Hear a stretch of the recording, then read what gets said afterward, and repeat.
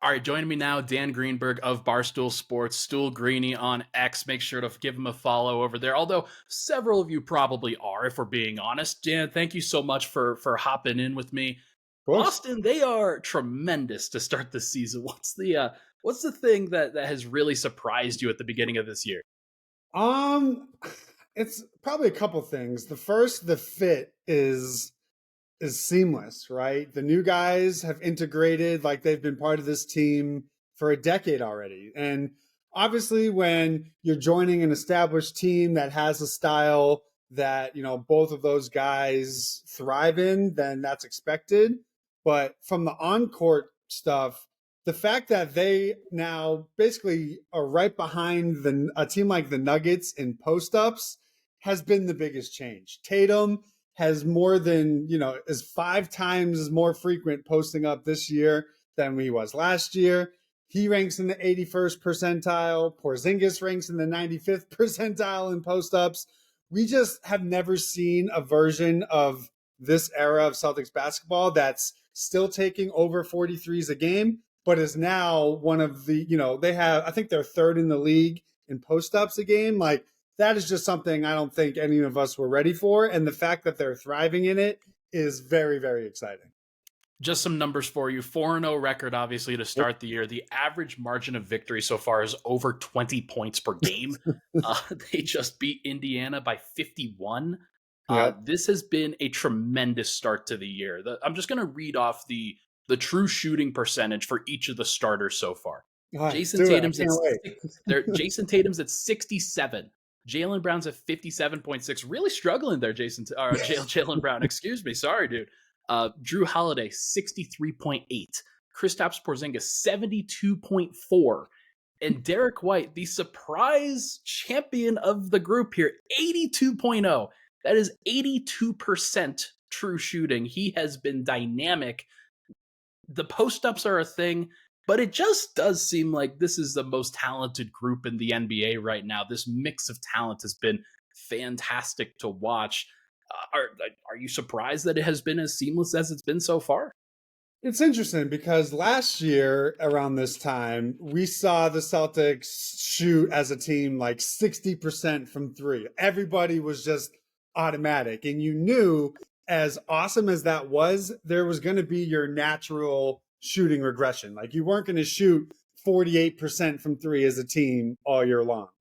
What's interesting is this time around, they're shooting 40% from three. And even if that comes down, they just feel better suited to have a counter. Like, okay, whether it's the post, whether it's, the mid range, they just feel like a team that understood where their deficiencies were last year. I think Sam Cassell has done wonders to sort of train how they're thinking and their approach. And they're just playing smart basketball, right? They're not doing the things that got them in trouble. Like, they're respecting their opponents. They're taking these games seriously. They're executing in the clutch. Like, those are the things that I think are the pleasant surprise. The fact that they're, off to a great start. I mean, they were 21-5 last season to start the year. Sure. So that I think we expected, but how they're doing it, I think, is much different. It is fascinating, and this is why you trade for Jrue Holiday. It's why you trade for Kristaps Porzingis, where even if Jayson Tatum and Jaylen Brown, they've obviously started off great so far. No questions asked there. But you also have these layers where a guy like Jrue Holiday can pick his spots. A guy like Kristaps Mhm. Porzingis picks his spots a little bit better. They get those guys the ball in situations where they can succeed. And then Derrick White's just been tremendous. I mean, we I mean, 82% is not going to sustain, but it has been unbelievable to watch this group play together.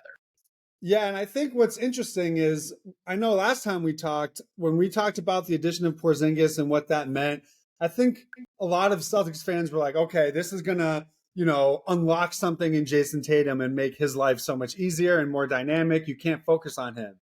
But what we're seeing through these first 4 games is the addition of Porzingis may actually be impacting Jaylen Brown more, right? Like, we're seeing a version of Jaylen Brown be a much more willing passer. Heading into last night, he was tied with Derrick White for the team lead in potential assists. 23 of his 81 passes were going to Porzingis. And I Wow. think, like, this is what Brad was probably envisioning. Like, yes, Tatum is obviously going to benefit because now teams can't load up on him. But we are seeing a version of Jaylen Brown that looks more comfortable as a passer. It's giving him much more simpler reads offensively. So now he's not driving into traffic and, being tunnel vision. He's the two-man game between Jaylen and Porzingis is, I think, the root of why they look so different. Like Tatum looks good no matter who you pair him with. But what the Porzingis was able to do as a rim protector, all that stuff is great. But giving us a new version of Jaylen Brown is what gets this team over the hump. It is also why you just pay guys. You pay them up front. Yep. You just get them the money. You let them figure it out.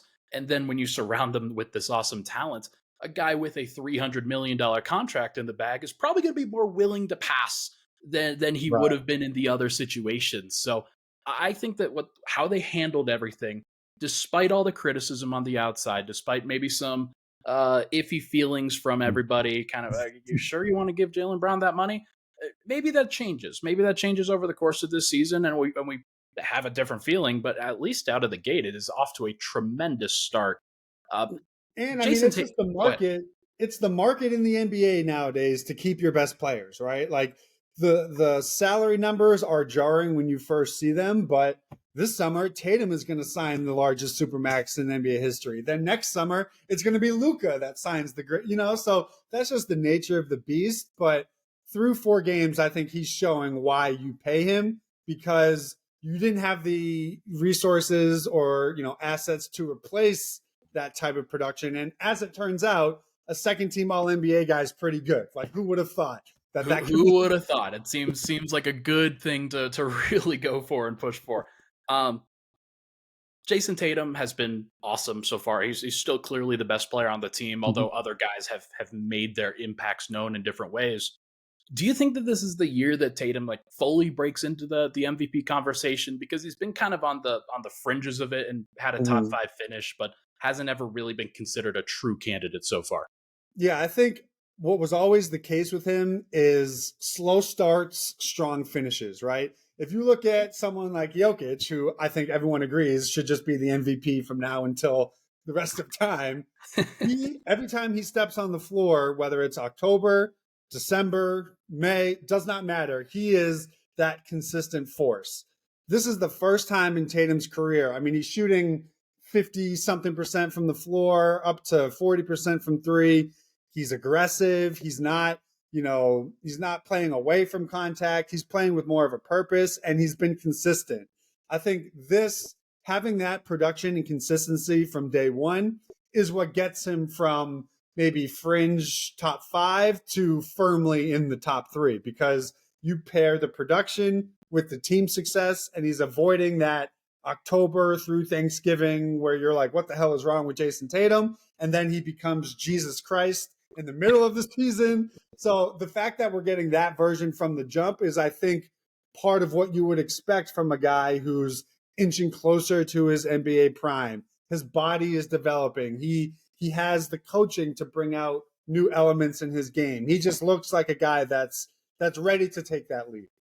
30 points per game, 9 rebounds, 4 assists. It's obviously early in the year and we'll figure out, but 56% from the field, as you mentioned, has been tremendous to watch him grow. Yeah, and you were fortunate if in October he was giving you 42, 43% from the floor. So for him to be at 56 is insane. It's a great, but it's also, hey, he's not 19 anymore like he was the last 5 years. So hey, I think it's more important that you continue seeing that age curve grow. Looking forward, this team over the course of these next few weeks, they've got an upcoming road trip: Brooklyn, Minnesota, Philly. Then they're at home for their first in-season tournament game. Then they go back on the road for a little bit. So it is a relatively tough schedule. But I don't know if there's a team that really is going to challenge this group seriously until they start showing some chinks in the armor.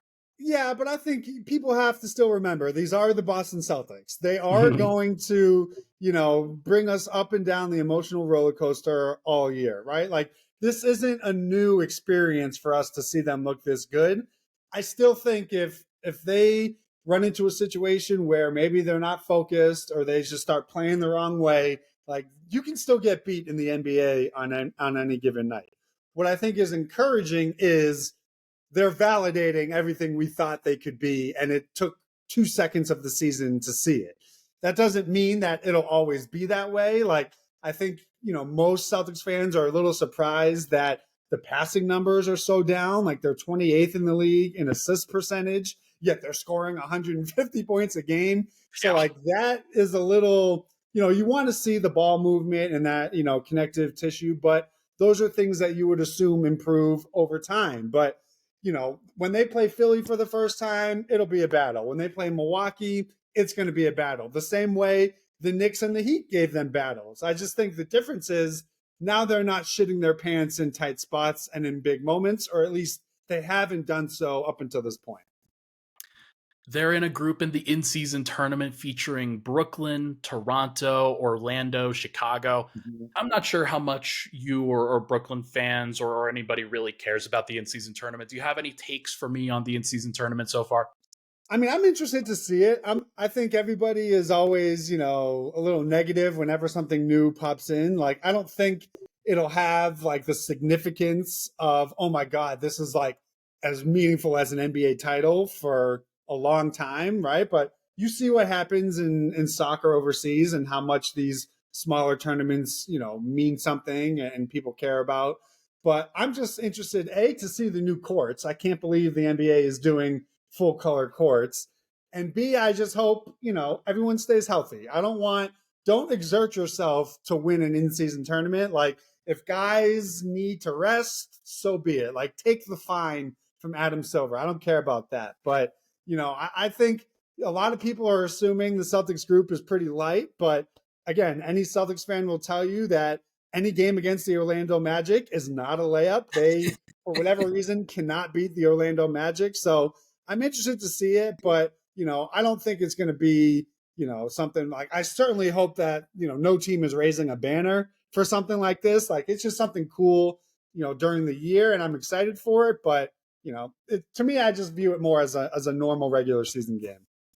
Should be interesting. I would probably favor the Celtics right now over pretty much every team in the NBA, but anything can happen in a tournament like this. And it really is just all about, hey, a team gets hot, a team gets cold at the wrong time, and you just never know what's going to happen. So I'm curious to see how they handle it. I'm curious to see how the players really approach it too. So should Right, be because very what do fascinating. they care? They say it's like, oh, the money is the incentive, but like if you make 30 million a year, what's an extra like what is it, 500 grand or something like that? Yeah. So I do think that for like most of these guys, because they're in team, they're on teams, and they're on teams with a bunch of guys that are often only making 1 million or 2 million. Mhm. So this would be a massive incentive for those players. And I think most of these teams they do play for each other, especially early on in the year. So you're going to try to Yeah. get that 500K for somebody else on your roster too. But we'll see what happens. I think it is going to be a fascinating dynamic, at least to monitor at the beginning. So.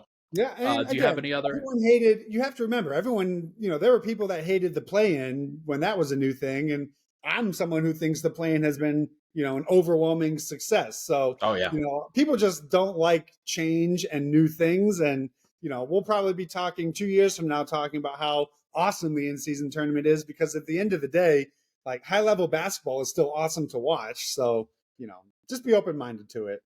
I agree. Firmly agree. He is Dan Greenburg, everybody. Make sure to go follow his work over at Barstool Sports, covering the Boston Celtics. Dan, thank you so much for hopping on with me. Really appreciate you taking the time. Of course, Ryan, anytime.